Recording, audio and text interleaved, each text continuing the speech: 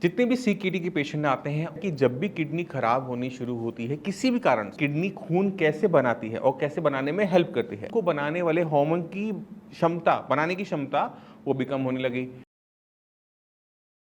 नमस्कार, मेरा नाम है डॉक्टर पुरु धवन और आज इस वीडियो में हम बात करने वाले हैं हीमोग्लोबिन के बारे में और कमजोरी के बारे में। जितने भी सीकेडी के पेशेंट आते हैं ऑलमोस्ट 80-90% पेशेंट आके ये कहते हैं कि डॉक्टर साहब मेरे क्रिएटिनिन लेवल तो बहुत हाई है, 8 पहुंच रहा है, 9 पहुंच रहा है, डॉक्टर ने डायलिसिस के लिए बोल दिया है, बट मेरे शरीर में कोई भी सिम्टम नहीं है। और मैं उनसे एक सवाल पूछता हूँ, सिर्फ एक सवाल, क्या आपको कमजोरी महसूस हो रही है? और उनका झट सा आंसर होता है हाँ, कमजोरी तो महसूस हो रही है, बट मेरी सांस नहीं फूल रही, मुझे घबराहट नहीं हो रही, खाना खा पा रहा हूं, मुझे कोई दिक्कत नहीं हो रही। तो आपको समझने की जरूरत है कि जब भी किडनी खराब होनी शुरू होती है किसी भी कारण से हो, बीपी से, शुगर से, पॉलीसिस्टिक किडनी, कोई भी कारण हो, किडनी के खराब होने पे एक बड़ी समस्या हमें देखने को मिलती है कि हमारे शरीर के अंदर हीमोग्लोबिन की मात्रा कम होनी शुरू होती है। जबकि हम ढंग से खाना भी खा रहे होते हैं, मल्टीविटामिन भी ले रहे होते हैं, फॉलिक एसिड भी चल रहा होता है, फेरस सल्फेट भी चल रहा होता है, हम सब कुछ खा लें बट हमारा खून नहीं बन पा रहा होता।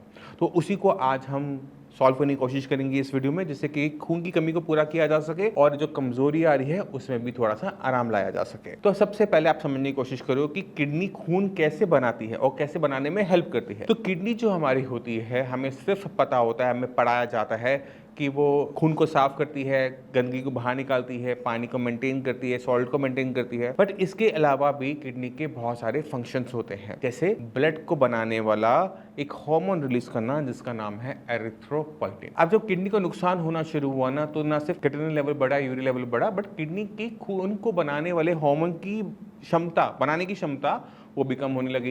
यानी पहले से कम अब एरिथ्रोपोइटिन आपके शरीर में बनता है अगर आपकी किडनी को नुकसान होना शुरू हुआ है। अब आप समझो, जैसे आपके घर में आपने कुछ भी बनाना है, मान लो आपने सिंपल आपने चाय बनानी है, चाय बनाने के लिए क्या क्या चीजें लगती हैं? चाय पत्ती, दूध, पानी, गैस और आप, है ना? अगर इसमें से एक चीज भी कम होती तो आप चाय बना पाओगे? नहीं बना पाओगे ना। और वैसा ही हो रहा है शरीर के अंदर।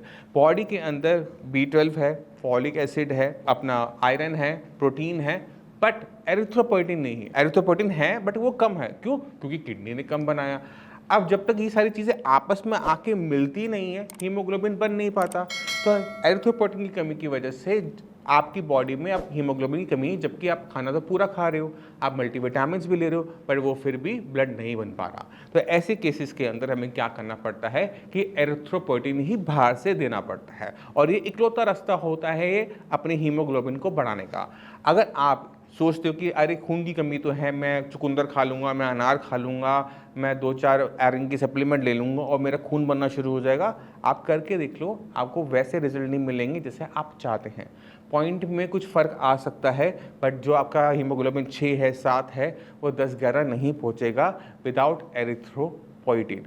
और ऐसे ही उल्टा भी है, अगर आप एरिथ्रोपोइटिन ले रहे हो बट शरीर में कुछ खाने की कमी है, B12 कम है, फॉलिक एसिड कम है, तो भी खून नहीं बनेगा। तो खून बनने के लिए जितना भी सामान चाहिए होता है उसे बॉडी में होना जरूरी है। एरिथ्रोपोइटिन मार्केट से खरीद के इंजेक्शन फॉर्म में लेना तो आसान है, मगर आपको अपने खाने को भी सुधार के रखना जरूरी है। तो जब आप खाना प्रॉपर खाते हैं और एरिथ्रोपोइटिन की जो सप्लीमेंट है वो आप लेते रहते हैं, तभी जाके किडनी फेलियर पेशेंट में ब्लड की अमाउंट को हम बढ़ता हुआ देखते हैं।